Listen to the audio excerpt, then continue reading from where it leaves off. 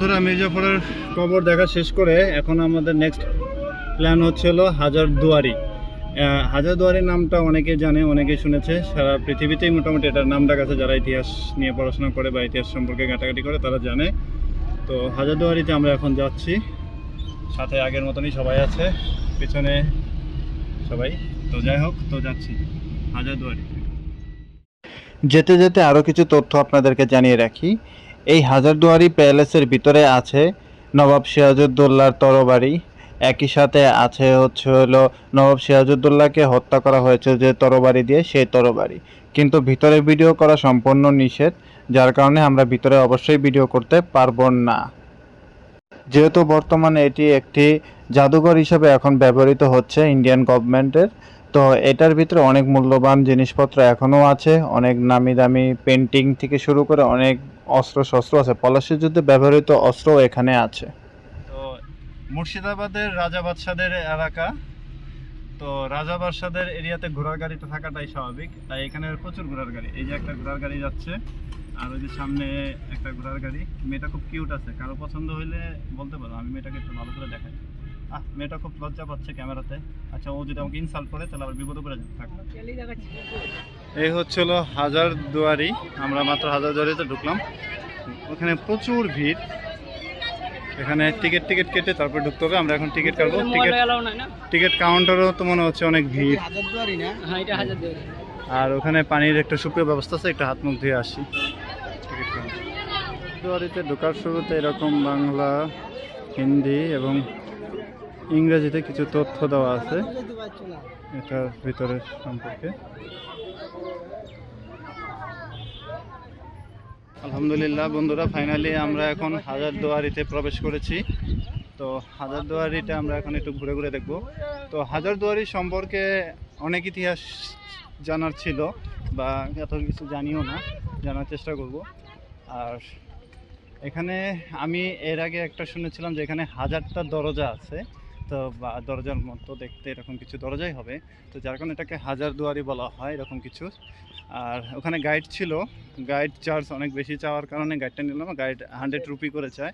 এর আগে আমরা গাইড নিয়েছিলাম দুইবার, তো দুইবার গাইড আসলে ভালোই ছিল, একটা ভালো ছিল আর একটা তুলনামূলক একটু কম ভালো, তো এখানে আর গাইড নিতে খুব একটা আগ্রহ দেখাইলাম না।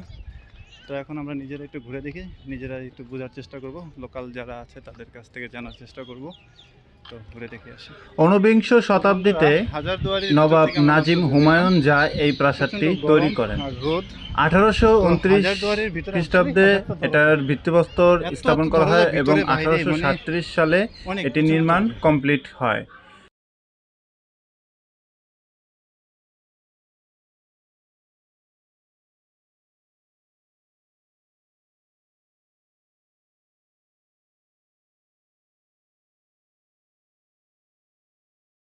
ওই যে সাদা যে ভবনটি দেখা যাচ্ছে, এটি হচ্ছিল ইমাম বাড়ি।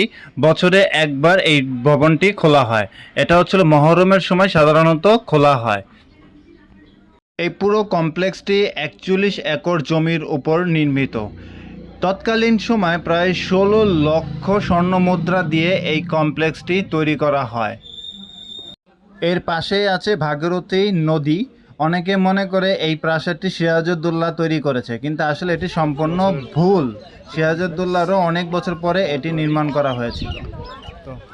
লকারে বিনামূল্যে ডিভাইস রাখা আছে, আমার ক্যামেরাটা ওখানে রাখা, এর জন্য এখন একটু ছবি তোলার জন্য কষ্ট হচ্ছে।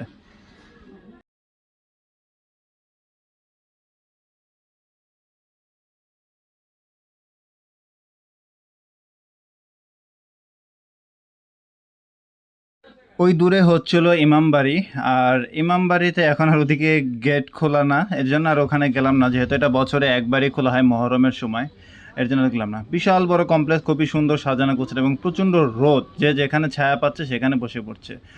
আর কি করব, আর এই হচ্ছে হলো হাজারদুয়ারি, যার 1000টা দরজা আছে বিধায় একে হাজারদুয়ারি বলা হয়।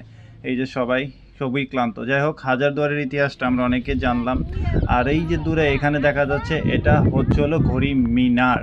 আর এই পুরো কমপ্লেক্সের পিছনে যার সব থেকে মূল অবদান, মানে একজন ইংরেজ আর্কিটেকচার ছিলেন ইউরোপিয়ান, তার নাম হচ্ছিল ডানকান ম্যাকলুইড। তো বন্ধুরা, এখন আপাতত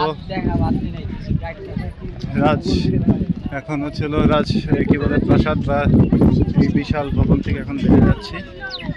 এটা হচ্ছিল তাহলে সেই হাজারদুয়ারি, অনেকটা আসলে বিশাল বড় একটা কমপ্লেক্স, অনেক সুন্দর। আমরা এদিকে একটু হাইটে আসি, একটু ছবি টবি তুলবো কিনা। বাইরের দিকে চলো, এই রোদে ছবি। তো ফাইনালি বন্ধুরা হাজারদুয়ারিটা দেখা শেষ করলাম। তো আমরা এখন এই যে হাজারদুয়ারি গেটের সামনে। তো এখনকার ব্লগটা আপাতত এখানেই শেষ করলাম। তো হাজারদুয়ারি থেকে আপাতত বিদায়।